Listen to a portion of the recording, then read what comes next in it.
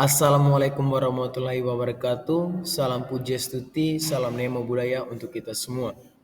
Kami dari kelompok 4 akan mempresentasikan hasil diskusi kelompok kami untuk memenuhi tugas mata kuliah Pengantar Hukum Indonesia. Saya Theodorus Darmin Jaharum. Nama saya Anita Sintawati.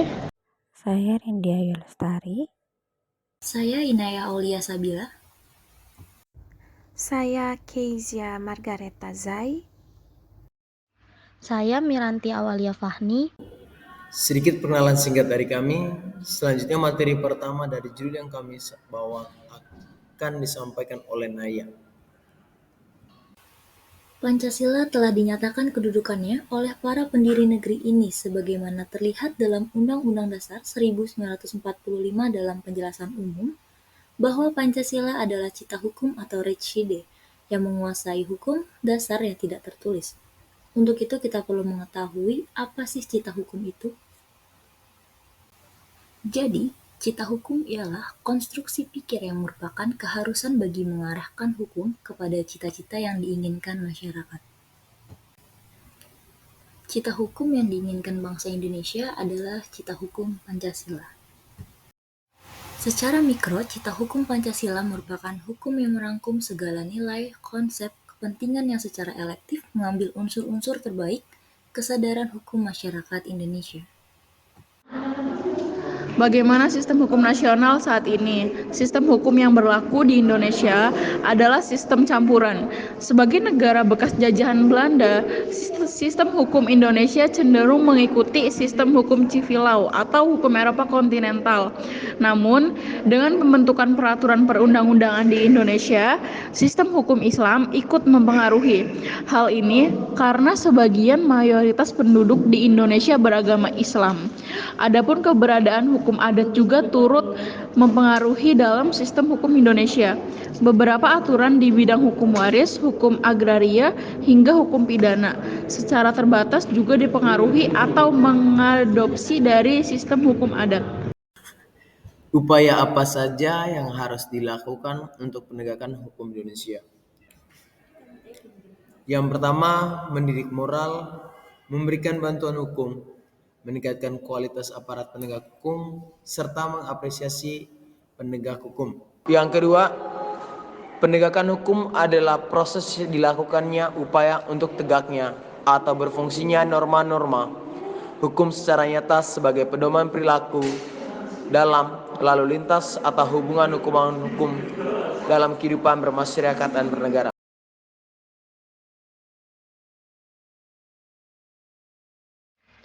Dengan tingkat kesadaran hukum yang tinggi, penerapan hukum akan lebih bisa dirasakan oleh seluruh khalayak masyarakat.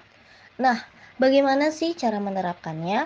Baik, contohnya bisa mengambil langkah dengan turun langsung ke suatu wilayah, lalu diadakan kegiatan sosialisasi seperti kegiatan sosialisasi yang dilaksanakan di Kecamatan Mamajang oleh Komisi Yudisial, merupakan satu dari rangkaian kegiatan PPIH atau Program Peningkatan Integritas Hakim yang berlangsung di wilayah Sulawesi Selatan.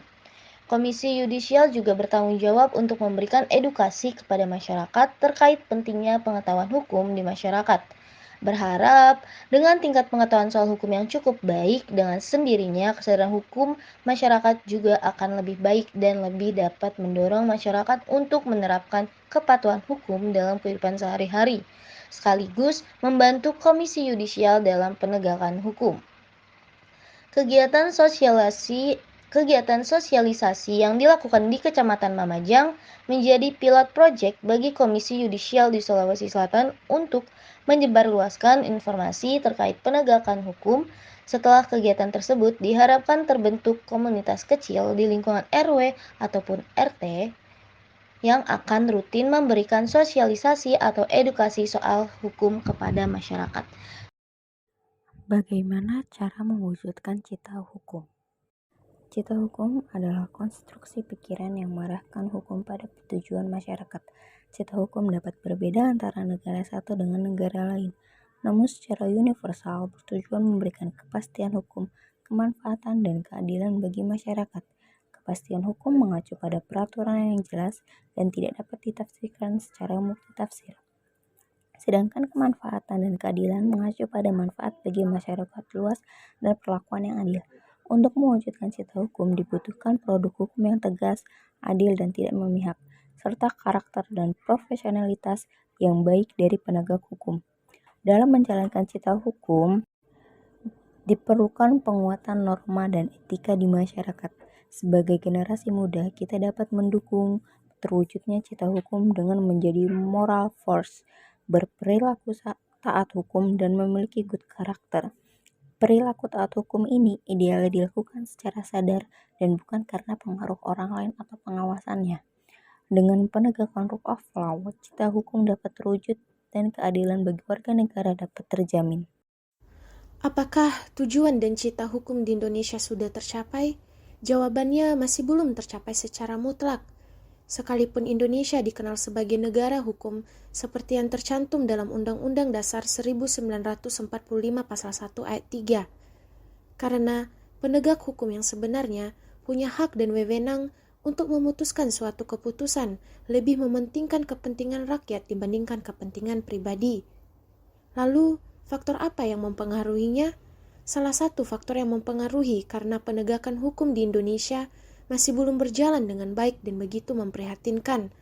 Permasalahan penegakan hukum atau law enforcement selalu bertendensi pada ketimpangan interaksi dinamis antara aspek hukum dalam harapan atau daselon dengan aspek penerapan hukum dalam kenyataan atau dasein. Para aparat penegakan hukum yang ada belum menginternalisasikan nilai-nilai dari profesinya sebagai penegak hukum, sehingga masih sangat mudah diintervensi dalam penegakan hukum. Dan terakhir, adalah kurangnya kesadaran hukum masyarakat akan pentingnya mematuhi aturan-aturan hukum yang telah ditetapkan. Dan itu adalah materi terakhir yang telah disampaikan oleh kelompok kami. Terima kasih sudah menyimak materi yang telah kami sampaikan. Mohon maaf bila ada salah kata. Terakhir, kami tutup dengan wassalamualaikum warahmatullahi wabarakatuh.